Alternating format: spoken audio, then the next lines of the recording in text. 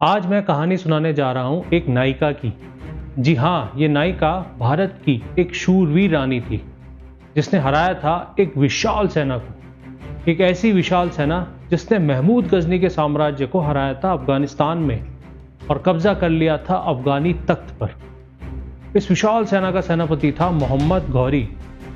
मोहम्मद गौरी अफगानी कबीलों के घूरिद राजवंश का एक राजा था जो कि अब भारत पे अपना राज चाहता था। वो भारत के लिए निकलता तो है मगर उसे भारत की एक रानी इतनी बुरी तरह हराती है कि आगे वो 10 साल तक भारत के किसी भी हिंदू राज्य से लड़ने की हिम्मत नहीं कर पाता और उस रानी के राज्य की तरफ तो कभी भूल के देखता भी नहीं है।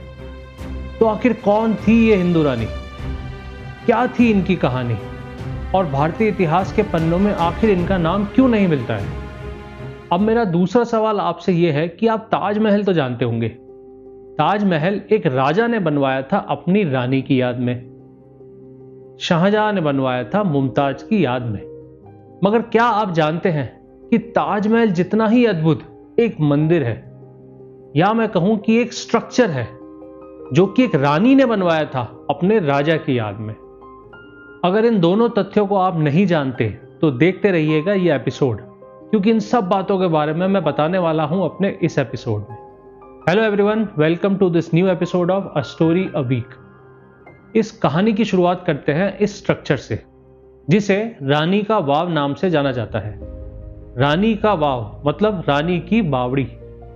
बावड़ी को इंग्लिश में स्टेप वेल कहा जाता है।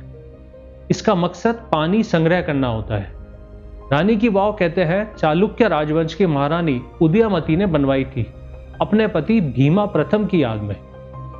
अब इस स्ट्रक्चर की मजेदार बात यह है कि यह स्ट्रक्चर एक इन्वर्टेड टेंपल है।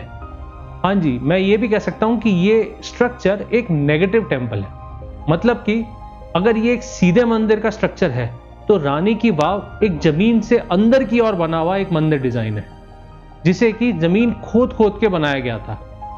इसमें प्राचीन मंदिरों के सभी आर्किटेक्चरल फीचर्स मौजूद है। मगर मजेदार बात यह है कि इसमें बावड़ी यानी कि स्टेपवेल के भी सभी आर्किटेक्चरल फीचर्स अवेलेबल हैं। तो ये एक बहुत ही अद्भुत स्ट्रक्चर है जिसमें कि दोनों मंदिर और बावड़ी की संरचनाओं का ये एक मेल है। रानी की वाव 11वीं शताब्दी में सरस्वती नदी के किनारे बनाई गई थी। इसमें 500 से ज्यादा मूर्तियां हैं देवी देवताओं की, अप्सराओं की, नाग कन्याओं की आदि की। ज्यादातर बावड़ियों में बीच में कोई स्ट्रक्चर नहीं होता, मगर रानी की वाव में आपको पिलर्स मिलेंगे और खाली पिलर्स ही नहीं बल्कि 7 लेयर्स में बना एक उल्टा मंदिर दिखेगा। इस मंदिर की दीवारों पर देवी देवताओं की कॉम्प्लेक्स मूर्तियां नकाशी हुई हैं। इन शिल्प कृतियों को आप माउंट आबू के देलवाड़ा मंदिर के समान मान सकते हैं। रानी की वाव पूर्व पश्चिम की एक्सिस पर बना है। कहते हैं 13वीं शताब्दी में भूकंप की वजह से सरस्वती नदी ने अपना रास्ता बदल लिया और उसी वजह से यह बावड़ी खाली हो गई और इसमें मिट्टी भर गई। इसे बरोड़ा राजवंश और ASI यानी कि आर्कियोलॉजिकल सर्वे ऑफ इंडिया द्वारा साफ कर पुनर्जीवित किया गया है। पर एक बार को सोचिए कि आखिर कितना मुश्किल होगा खोदते हुए एक ऐसा अद्भुत मंदिर और एक ऐसी अद्भुत बावड़ी बनाना। आखिर कितने साल लगे होंगे कारीगरों को इतनी सुंदर मूर्तियों को बनाने में। It's just amazing, phenomenal. यही वजह है कि रानी की वाव को यूनेस्को की वर्ल्ड हेरिटेज साइट का दर्जा मिला है। रानी की वाव कहते हैं रानी उदयमती ने अपने पति राजा भीमा प्रथम के याद में बनाई थी। चालुक्य राजवंश के राजा भीमा प्रथम वो राजा थे जिनके समय में महमूद गजनी ने भारत पे आक्रमण कर सोमनाथ का मंदिर तोड़ा था और लूट के ले गए थे। भीमा प्रथम तब गुजरात के ही राजा थे जिनकी राजधानी थी अनहिला पटक, जिसे आज पाटन शहर के नाम से जाना जाता है गुजरात में। जिस समय गजनी गुजरात आक्रमण के लिए आया था तब भीमा प्रथम राजा बने ही थे और रणनीति की समझ से उन्होंने यह निर्णय लिया कि वो अपनी राजधानी अनहिला पटक छोड़कर सभी लोगों के साथ कंठकोट चले गए। वहां राजा भोज के साथ मिलके एक बड़ी सेना बनाने की सोची ताकि वापस लौटते समय वो मिलके गजनी को हरा पाए। एक छोटी सेना ने गजनी को रोकने की कोशिश भी की थी मोढेरा में, मगर विफल रही थी। इसी जंग की याद में कहते हैं कि शायद मोढेरा के सूर्य मंदिर को बनवाया गया था भीमा प्रथम के समय पर ही। यह मोढेरा का सूर्य मंदिर कर्क रेखा पर बना है, जिसकी वजह से साल में केवल एक बार यहां सूर्य की रोशनी सीधी गिरती है, यानी कि 21 जून के दिन। यह मंदिर भी यूनेस्को की वर्ल्ड हेरिटेज साइट की लिस्ट का हिस्सा है। मोढेरा का जंग जीतने के बाद गजनी गुजरात के देलवाड़ा शहर पहुंचता है, जहां की जनता कोई जंग नहीं लड़ती, वह निहत्ती होती है। मगर गजनी एग्जाम्पल बनाने के लिए वहां के सभी निहत्ते लोगों, औरतों और बच्चों को मार देता है और फिर सोमनाथ की तरफ बढ़ता है। सोमनाथ पहुंचकर गजनी शिवलिंग को तोड़ता है और खजाना लूटकर ले जाता है।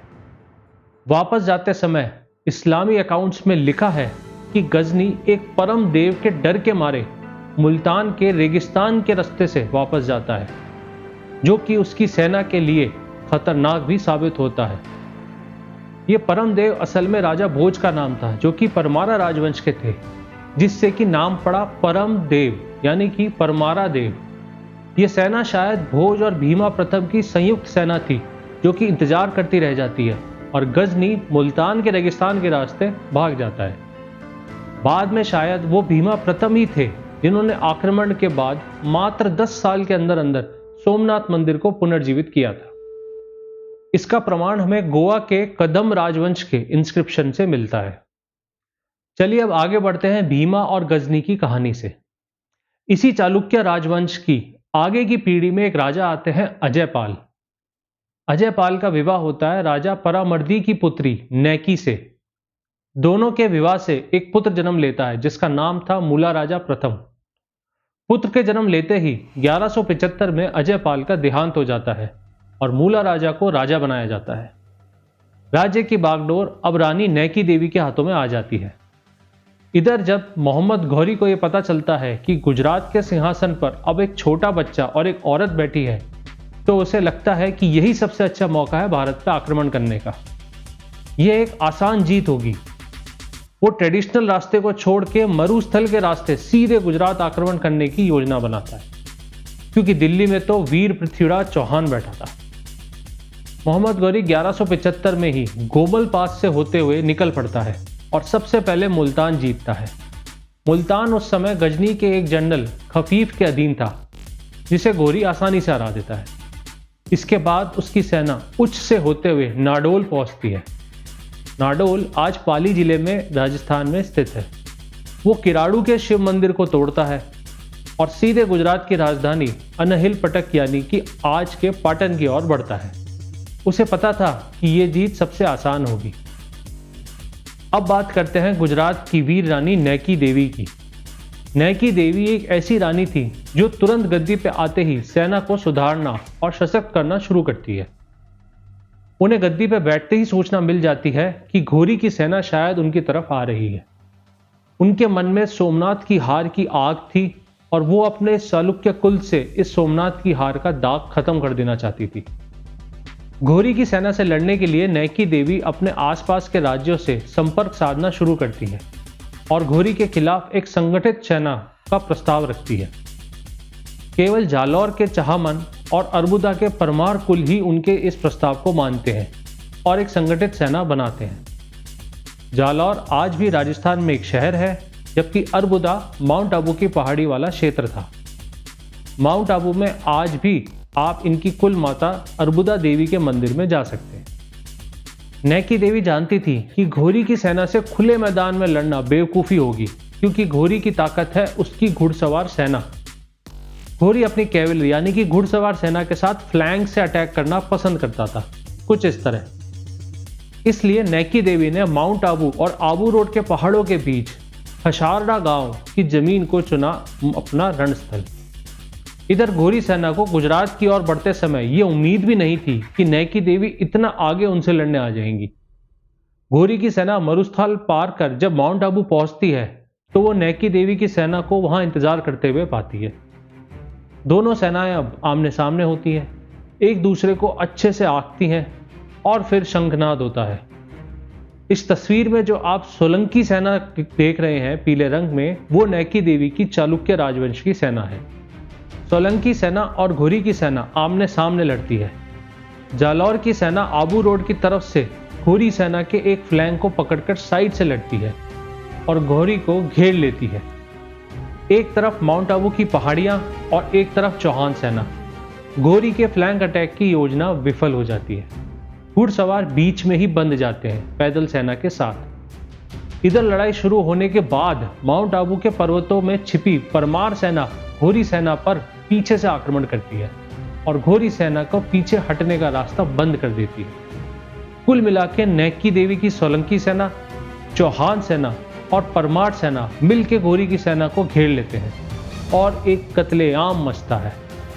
घोरी सेना निस्त नाबूद हो जाती है, पूरी तरह खत्म। मोहम्मद घोरी खुद किसी तरह मुश्किल से बचकर वहां से भाग निकलता है। मोहम्मद घोरी का अहंकार आज एक औरत ने मिट्टी में मिला दिया था और वो मदद की भीख मांगते हुए वापस अफगानिस्तान भाग जाता है। ये वो दिन था जिस दिन राजपूतों ने अफगानों की बैंड बजा दी थी। इस जंग को बैटल ऑफ खशारडा नाम से जाना जाता है। ये एक शानदार जीत थी जो कि नैकी देवी की कुशल रणनीति की वजह से मिली थी। न सिर्फ वो रण में खुद एक देवी सवार लड़ी थी, बल्कि उन्होंने अपनी सेना को जंग लायक भी बनाया था और जालौर और अरबुदा के राजाओं को साथ लेकर लड़ने का राज्य कौशल भी दिखाया था। ऐसी वीर नायिका को भारत का सलाम। मगर यहाँ सोचने वाली बात यह है कि आखिर इतनी बड़ी जीत की कहानी हम किताबों में क्यों नहीं पढ़ते और नैकी देवी जैसी नायिका इतिहास के पन्नों में क्यों खो गई है। इसका एक जवाब यह है कि हमारे पैट्रियार्कल सोसाइटी की वजह से किताबों में इस जीत को मुला राजा की जीत से लिखा गया, जो कि नैकी देवी का पुत्र था, जबकि जीत की असली हकदार रानी नैकी देवी थी। इस जीत के बाद मोहम्मद घोरी इस कदर डर जाता है कि वो दोबारा कभी गुजरात की ओर नहीं देखता। वो वीर पृथ्वीराज चौहान से हारता है, फिर भी दिल्ली की ओर ही हर बार जाता था, गुजरात की तरफ नहीं देखता था। उम्मीद करता हूं इतिहास के इन छुपे पन्नों को सुन के आपको मजा आया होगा।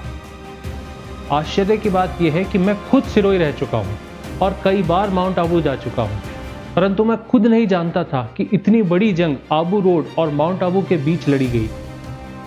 आज जब आप सिरोही से माउंट आबू के लिए हाईवे से जाएंगे तो आपके लेफ्ट साइड में माधव यूनिवर्सिटी आती है। ठीक इसी के सामने रोड के उस तरफ थी ये रणभूमि। नैकी देवी पर एक मराठी फिल्म भी बनी है, आप चाहें तो देख सकते हैं। चलिए इसी बात के साथ मैं अपना आज का ये एपिसोड ख़त्म करता हूँ। मुझे धैर्य से सुनने के लिए आपका बहुत बहुत धन्यवाद। आगे फिर मिलते हैं ऐसी ही मज़ेदार कहानी के साथ। तब तक के लिए अलविदा। मेरे चैनल पे और भी ऐसी कई सारी मज़ेदार कहानियाँ हैं, एक बार उन्हें मौका ज़रूर दीजिएगा। जय हिंद, धन्यवाद।